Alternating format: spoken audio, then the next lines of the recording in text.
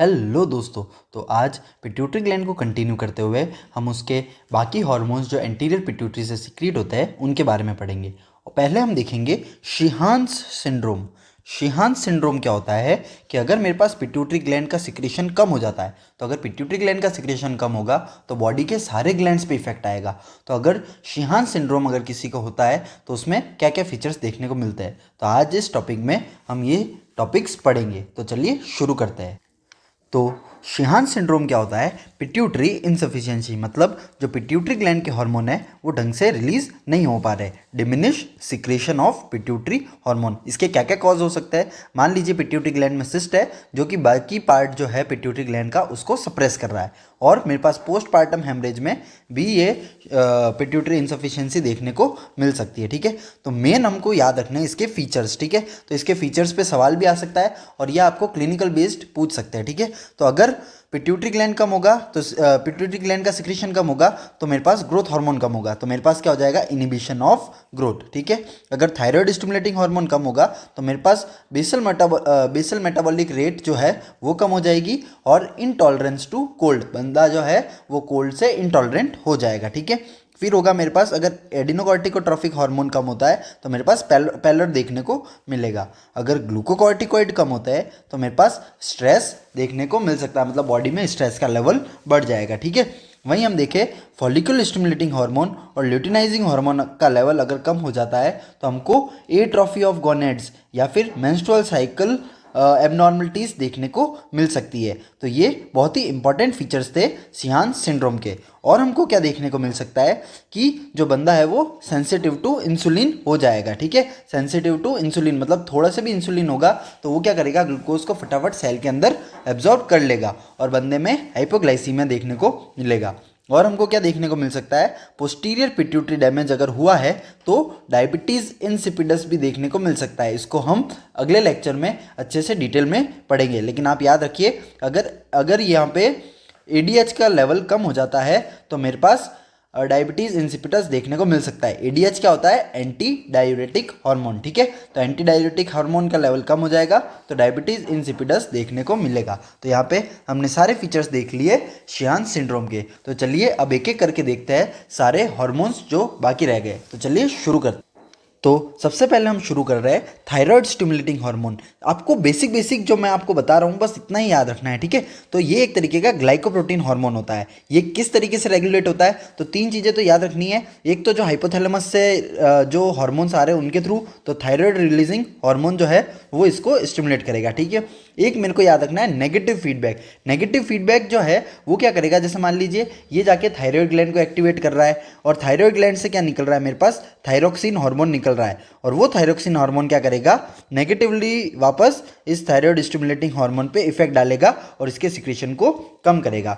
इसके अलावा अगर हम देखें तो अगर फास्टिंग की अगर मैं बात करूं तो उसमें क्या होगा? ये टीएसएच कम हो जाएगा। ऐसा बॉडी क्यों करती है? ताकि बेसल मेटाबॉलिक रेट कम हो जाए। अगर बेसल मेटाबॉलिक रेट कम होगा तो बॉडी कम काम करेगी, मतलब अगर खाना नहीं खाया हुआ है तो भी बरोबर काम कर पाएगी। ठीक है, फिर हम देखते हैं कोल्ड एनवायरनमेंट। अगर कोल्ड एनवायरनमेंट है तो टीएसएच का लेवल बढ़ जाएगा, जिससे कि हमारी बॉडी में क्या होगा?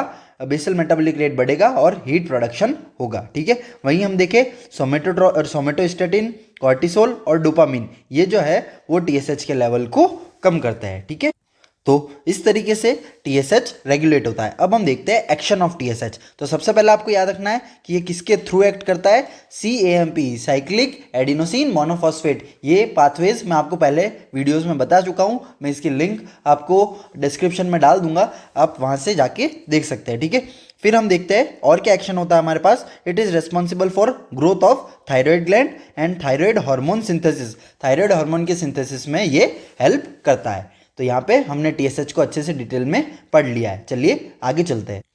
अब हम बात करेंगे एडिनोकॉर्टिकोट्रोपिक हार्मोन। ये एक तरीके का पॉलीपेप्टाइड हार्मोन होता है। ये किस तरीके से रेगुलेट होता है? तो सिमिलरली आपको याद रखना है हाइपोथैलेमस से क्या निकल रहा है? Corticotropin releasing hormone. तो ये कॉर्टिकोट्रोपिन रिलीजिंग हार्मोन इस एडिनोकॉर्टिकोट्रोपिक हार्मोन को रिलीज करवाता है एंटीरियर पिट्यूटरी से। तो इस तरीके से रेगुलेट होता है। फिर होता है इसका डायurnal वेरिएशन और पीक ड्यूरिंग स्लीप, मतलब सोते टाइम हमारे पास एक पीक देखने को मिलता है। और डायurnal मतलब एक सिस्टमेटिक वे, रिदमिक वे में इसका सिक्रेशन होगा, मतलब आज हुआ फिर अगले दिन हुआ, फिर अगले दिन हुआ, फिर अगले दिन, इसको बोलते हैं हम डायurnal वेरिएशन। ठीक है, फिर ये किस तरीके से रेगुलेट होता है, negative feedback by cortisol. Cortisol अगर रिलीज हो जाएगा तो अगर ज़्यादा रिलीज हो गया तो वो नेगेटिव फीडबैक देगा और पिट्यूटरी ग्लैंड से ACTH का सिक्रीशन कम करवाएगा। ठीक है, वहीं हम देखें स्ट्रेस बहुत ही इंपॉर्टेंट पॉइंट है। अगर स्ट्रेस होता है बॉडी में किसी भी तरीके का, जैसे कि ट्रॉमा हो गया, सर्जरी हो गई, एनेस्थीसिया हो गया, इन किसी तरीके का इन्फेक्शन हो गया या फिर हाइपोग्लाइसीमिया हो गया, उस टाइम क्या होगा, ये ACTH रिलीज होगा। तो आपको स्ट्रेस बहुत ही अच्छे से याद रखना है, जो कि इन्फ्लुएंस करता है एडिनोकॉर्टिकोट्रोपिन हार्मोन के रिलीज में। अब हम देखते हैं एक्शन ऑफ ACTH। तो एक्शन क्या है, सिंपल सी बात है, सिक्रीशन ऑफ कॉर्टिसोल हार्मोन।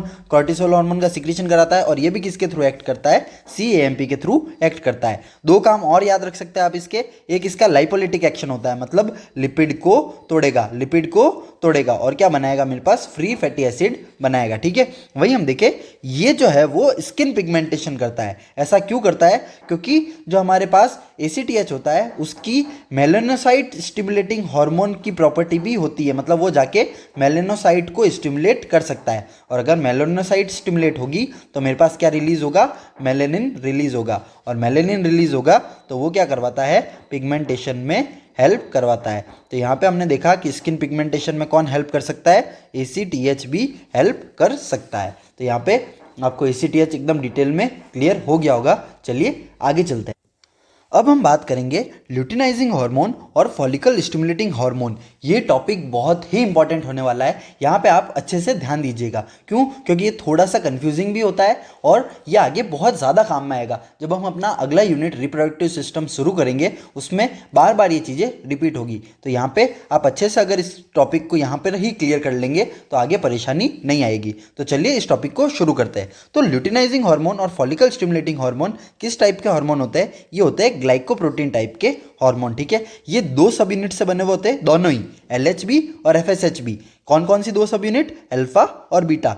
जो अल्फा सब यूनिट होती है वो FSH, TSH, HCG और LH इन सब की सिमिलर ही होती है, लेकिन डिफरेंट क्या होती है, मेरे पास बीटा सब यूनिट जो है वो डिफरेंट होती है। अब हम देखते हैं कि ये दोनों हार्मोन रेगुलेट कैसे होता है। ये बहुत ही इंपॉर्टेंट टॉपिक है, आप अच्छे से ध्यान दीजिएगा। ठीक है, तो LH और FSH मेनली तो GnRH के थ्रू रेगुलेट होते हैं। अगर मेरे पास हाइपोथैलेमस से GnRH निकलेगा तो वो GnRH किस पे एक्ट करेगा, पिट्यूटरी ग्लैंड पे, और पिट्यूटरी ग्लैंड से क्या रिलीज करवाएगा, मेरे पास LH और FSH को रिलीज करवाएगा। दूसरा आपको याद रखना है स्ट्रेस में क्या होता है, मेरे पास कॉर्टिसोल रिलीजिंग हार्मोन इंक्रीज होता है। अभी जस्ट हमने पिछली स्लाइड में देखा था। वो कॉर्टिसोल रिलीजिंग हार्मोन क्या करेगा, GnRH का जो सिक्रेशन है उसको कम कर देगा, और अगर GnRH का सिक्रेशन कम हो गया तो मेरे पास स्पर्मेटोजेनेसिस भी इनिबिट हो जाएगी और मेंस्ट्रुअल साइकिल भी इनिबिट हो जाएगी। इसलिए बहुत सारी मतलब कंडीशन में ये देखने को मिलता है कि अगर स्ट्रेस है तो मेंस्ट्रुअल साइकिल जो है वो इनिबिट हो जाएगी और कंटिन्यूअस ओव्यूलेशन नहीं हो पाएगा, तो मेंस्ट्रुअल साइकिल जो है वो इरेगुलर हो जाएगी। ठीक है, एक और रेगुलेशन जो है वो है नेगेटिव फीडबैक, कि जो हमारे पास जो लेडिक सेल है उससे निकलता है हमारे पास टेस्टोस्टेरोन, ग्रेन्युलोसा सेल है उससे निकलता है हमारे पास एस्ट्रोजन, और कॉर्पस ल्यूटियम जो है उससे निकलता है हमारे पास प्रोजेस्टेरोन। तो ये तीनों हार्मोन क्या करते हैं, नेगेटिव फीडबैक डालते हैं किस पे, पिट्यूटरी ग्लैंड पे, और क्या करते हैं हमारे पास LH और FSH का लेवल कम करवाते हैं। LH और FSH का लेवल कम करवाते हैं। यहाँ पे एक बहुत ही इंपॉर्टेंट पॉइंट है कि पॉजिटिव फीडबैक ऑफ एस्ट्रोजन, मतलब एक टाइम आता है इस ओव्यूलेशन साइकिल में जब हम देखते हैं ओव्यूलेशन, मेंस्ट्रुअल साइकिल में जब हम देखते हैं ओव्यूलेशन कैसे होता है, जब हमारे पास होता है LH सर्ज। ठीक है, अब ये टॉपिक हम अच्छे से रिप्रोडक्टिव वाली यूनिट में पढ़ेंगे। तो ये जो LH सर्ज है, LH सर्ज मतलब LH का लेवल जब बहुत ज़्यादा बढ़ जाएगा तब मेरे पास क्या होगा, ओव्यूलेशन होगा। कौन से डे पे, 14th डे पे ओव्यूलेशन होगा। तो ये जो LH का लेवल है ये कब बढ़ता है, जब हमारे पास कंटिन्यूसली एस्ट्रोजन का लेवल बढ़ रहा होता है, तो वो जाके स्टिमुलेट करता है LH को।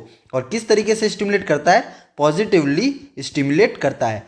क्योंकि ये पॉजिटिवली स्टिमुलेट कर रहा है इसलिए LH का लेवल कंटिन्यू बढ़ रहा है, और क्या आ रहा है मेरे पास, LH सर्ज। तो यहाँ पे हमको देखने को मिल रहा है कि एस्ट्रोजन हमारे पास पॉजिटिव फीडबैक भी दिखा रहा है। कब दिखाता है, ड्यूरिंग LH सर्ज। ठीक है, फिर आपको फोर्थ पॉइंट याद रखना है, प्रोलैक्टिन हार्मोन। प्रोलैक्टिन हार्मोन क्या करता है, GnRH को डिक्रीज करता है। कैसे, LH और FSH को भी ये कम करता है। ठीक है, तो इस चीज को हम क्या बोलते हैं, लैक्टेशनल एमेनोरिया। इसका क्या मतलब हुआ कि जब एक मदर ब्रेस्ट फीड करती है, मतलब अगर मैं मानूं कि वो 0 से 6 मंथ तक ब्रेस्ट फीड कर रही है, तो जब जब ब्रेस्ट फीड होगा तो वो प्रोलैक्टिन हार्मोन की वजह से मिल्क रिलीज होता है। क्योंकि प्रोलैक्टिन हार्मोन बढ़ा हुआ है तो मेरे पास जीएनआरएच इनिबिट होगा, और ये जीएनआरएच इनिबिट होके क्या करेगा, मेरे पास जो मेंस्ट्रुअल साइकिल है उसको बंद रखेगा। अगर मेंस्ट्रुअल साइकिल बंद रहेगी तो उस चीज़ को मैं क्या कह रहा हूँ, एमेनोरिया। और क्योंकि ये लैक्टेशन की वजह से हो रहा है इसलिए मैं इसको क्या बोलता हूँ, लैक्टेशनल एमेनोरिया। यहाँ पे आपको ये चीज़ अच्छे से क्लियर हो गई होगी। तो चलिए आगे चलते। एक और बहुत ही कंफ्यूजिंग सा टॉपिक है, लेकिन हम इसको अच्छे से यहाँ पे क्लियर कर लेते हैं कि जो जीएनआरएच होता है उसका सिक्रेशन पल्सेटाइल इन नेचर होता है, मतलब वो कंटिन्यूस रिलीज नहीं होता। क्यों? क्योंकि अगर ये कंटिन्यूस रिलीज होगा तो मेरे पास जो जीएनआरएच के रिसेप्टर्स है वो क्या हो जाएंगे, मेरे पास डाउन रेगुलेट हो जाएंगे, मतलब वो ढंग से काम नहीं कर पाएंगे। इसलिए बॉडी ने क्या किया, इसको पल्सेटाइल नेचर में रिलीज करना शुरू कर दिया कि ये थोड़ा थोड़ा करके रिलीज होगा और बॉडी अच्छे से काम करेगी। लेकिन मान लीजिए अगर ये कॉन्स्टेंटली रिलीज होगा तो मेरे पास क्या हो जाएगा, down regulation of GnRH receptor. कि भले मेरे पास ब्लड के अंदर जीएनआरएच बहुत ज़्यादा है लेकिन जो रिसेप्टर्स है वो क्या हो जाएंगे, डाउन रेगुलेट हो जाएंगे। और अगर ये डाउन रेगुलेट हो गए तो जीएनआरएच का भी कोई इफेक्ट नहीं रहेगा। ठीक है, इसीलिए हम इस चीज़ को एक प्रोडक्टिव वे में कैसे यूज़ कर सकते हैं कि वो जीएनआरएच एनालॉग जिसकी हाफ लाइफ ज़्यादा होती है, मान लीजिए मैं एक जीएनआरएच एनालॉग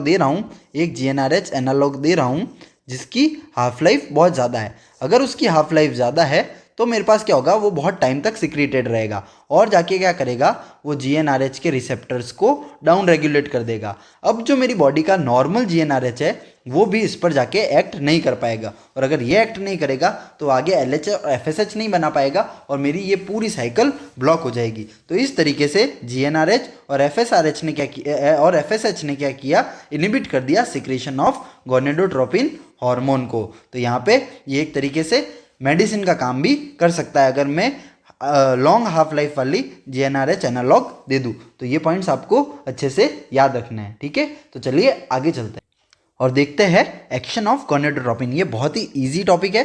तो इसमें क्या होगा, मेरे पास एक्ट थ्रू सीएएमपी, ये भी किसके थ्रू एक्ट कर रहा है, सीएएमपी के थ्रू एक्ट कर रहा है। फिर ये क्या कराता है, synthesis of estrogen, spermatogenesis, secretion of testosterone, testosterone का सिक्रीशन भी बढ़ाता है और स्पर्मेटोजेनेसिस भी करता है। ठीक है, फिर ये क्या करेगा, स्टिमुलेट ओव्यूलेशन, ओव्यूलेशन करता है कब, एलएच सर्ज।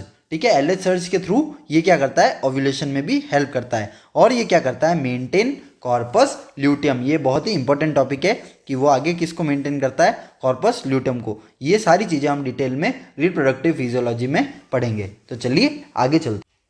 अब हम बात करते हैं प्रोलैक्टिन हार्मोन। ये हमारे आज के टॉपिक का लास्ट हार्मोन होने वाला है। ठीक है, तो प्रोलैक्टिन हार्मोन जो है वो क्या करता है, हमारे पास मिल्क प्रोडक्शन में बहुत ही इंपॉर्टेंट रोल प्ले करता है। ठीक है, जो मिल्क है वो प्रोड्यूस करने का काम प्रोलैक्टिन करता है। ठीक है, मिल्क प्रोड्यूस करने का काम प्रोलैक्टिन कर रहा है। तो कौन कौन से फैक्टर्स होते हैं जो इसको रेगुलेट करते हैं, तो यहाँ पे आप समझिए प्रेगनेंसी के दौरान क्या होता है, ईस्ट्रोजन का लेवल बढ़ता है और ईस्ट्रोजन का लेवल क्या करता है, मेरे पास प्रोलैक्टिन का लेवल बढ़ाता है। ठीक है, फिर ये दूसरा कब रिलीज होगा, ब्रेस्ट फीडिंग के टाइम प्रोलैक्टिन का लेवल इंक्रीज होगा। ये तो सिंपल सी बात है। फिर हम बात करें स्ट्रेस के दौरान भी देखा गया कि प्रोलैक्टिन का लेवल इंक्रीज हो रहा है। फिर हम देखते हैं टीएसएच भी क्या करता है, प्रोलैक्टिन के लेवल को बढ़ाता है। एक चीज जो आपको यहाँ पे अच्छे से याद रखनी है, डोपामीन में हमने पहले भी डिस्कस किया था। इसको हम बोलते हैं प्रोलैक्टिन इनिबिटिंग हार्मोन, मतलब ये क्या करता है, प्रोलैक्टिन को इनिबिट करता है। डोपामीन रिलीज कहाँ से होता है, ये रिलीज होता है हमारे हाइपोथैलेमस से रिलीज होता है। और किस पे एक्ट करता है, पिट्यूटरी पे, और क्या करता है, प्रोलैक्टिन के सिक्रीशन को इनिबिट करता है। ये चीज़ आपको अच्छे से याद रखनी है। सोमेटोस्टेटिन भी सेम काम करेगा और प्रोलैक्टिन को इनिबिट करेगा। प्रोलैक्टिन खुद को इनिबिट करता है थ्रू नेगेटिव फीडबैक। ठीक है, नेगेटिव फीडबैक में अल्ट्रा शॉर्ट लूप से ये खुद को इनिबिट करता है। तो यहाँ पे हमने सारे फैक्टर्स देख लिए जो प्रोलैक्टिन को रेगुलेट कर रहे हैं। अब हम देखते हैं एक्शन ऑफ प्रोलैक्टिन। तो जो एक्शन होता है वो होता है growth of breast in pregnancy के दौरान जो ये रिलीज हुआ था प्रोलैक्टिन, वो क्या करवाता है, ग्रोथ ऑफ ब्रेस्ट की साइज इंक्रीज करता है। फिर हम देखेंगे मिल्क प्रोडक्शन का काम, जो इसका मेन काम है वो ये प्रोलैक्टिन क्या करता है, सिक्रीशन इन एसिनाई सेल्स, मतलब यहाँ पे जो मेरे पास ग्लैंड है उसकी एसिनाई सेल्स होती है, उसके अंदर जो मिल्क सिक्रीशन है उसका काम कौन करता है, मेरे पास जो प्रोलैक्टिन हार्मोन है वो कर रहा है, ठीक है। आगे ऑक्सीटोसिन क्या करता है, इन जो ग्लैंड्स है उनको मतलब उन पे प्रेशर डाल के क्या करता है, इस मिल्क को रिलीज करवाता है, ठीक है। तो ये चीज़ आपको याद रखनी है कि प्रोडक्शन में कौन हेल्प कर रहा है, प्रोलैक्टिन, ठीक है। फिर हम देखते हैं एक और काम है इसका, डिमिनिश लिबिडो। अब ये काम कैसे कर रहा है, ये मैंने आपको बताया था कि अगर जो प्रोलैक्टिन है वो क्या करता है, जीएनआरएच को डाउन रेगुलेट करता है, जीएनआरएच को डिक्रीज करता है। अब अगर जीएनआरएच डिक्रीज हो जाएगा तो एलएच और एफएसएच भी कम हो जाएंगे, और अगर एलएच एफएसएच कम हो गए तो ईस्ट्रोजन, प्रोजेस्टेरोन, इन सब का लेवल भी कम हो जाएगा। अब अगर ये कम हो जाएंगे तो इंसान का जो लिबिडो मतलब जो सेक्सुअल एक्टिविटी है वो कम हो जाती है, ठीक है। वही हम देखें, ये काम जो अभी मैंने आपको बताया वो है इनहिबिट जीएनआरएच रिलीज, जीएनआरएच के रिलीज को कम कर देगा। और अगर जीएनआरएच रिलीज नहीं होगा तो मेंस्ट्रुअल साइकिल नहीं होगी, उसको हम क्या बोलेंगे, लैक्टेशनल एमेनोरिया। अब एक क्लिनिकल कंडीशन देखते हैं जिसमें मेरे पास क्या हुआ, प्रोलैक्टिन का लेवल इंक्रीज हो गया। अगर प्रोलैक्टिन का लेवल इंक्रीज हो जाएगा तो उसको मैं बोलता हूँ हाइपर प्रोलैक्टिनेमिया, ठीक है। तो इसमें क्या होगा, मेरे पास सिंपल सी बात है, प्रोलैक्टिन का लेवल बढ़ गया तो मेरे पास क्या होगा, जीएनआरएच का लेवल कम हो जाएगा। उसकी वजह से मेरे को क्या देखने को मिलेगा, एक तो इनफर्टिलिटी, दूसरा मेरा लिबिडो कम हो जाएगा, ठीक है। एक चीज हमको देखने को मिलती है गैलेक्टोरिया। गैलेक्टोरिया मतलब होता है milk production in absence of pregnancy. Pregnancy नहीं हुई उसके बावजूद भी मिल्क प्रोडक्शन अगर हो रहा है तो उसको मैं क्या टर्म देता हूँ, गैलेक्टोरिया। तो यहाँ पे आपको ये चीज़ अच्छे से क्लियर हो गई होगी। इसी के साथ हमने एंटीरियर पिट्यूटरी के सारे हार्मोन्स को अच्छे से डिटेल में पढ़ लिया है। इससे ज़्यादा याद रखने की ज़रूरत नहीं है, ये आपके प्रॉपर नोट्स बन चुके हैं, इसको आपको नोट्स की तरह ही पढ़ना है, ठीक है। तो अब अगले लेक्चर में हम देखेंगे पोस्टीरियर पिट्यूटरी के हार्मोन्स के बारे में। तो इसी के साथ हम इस वीडियो को खत्म करते हैं। So thank you so much. अगर वीडियो अच्छी लगी हो तो लाइक शेयर सब्सक्राइब ज़रूर करें। मैं पूरी फिजियोलॉजी की वीडियोस को इसी तरीके से अच्छे से पढ़ाने की कोशिश करूंगा। Thank you so much.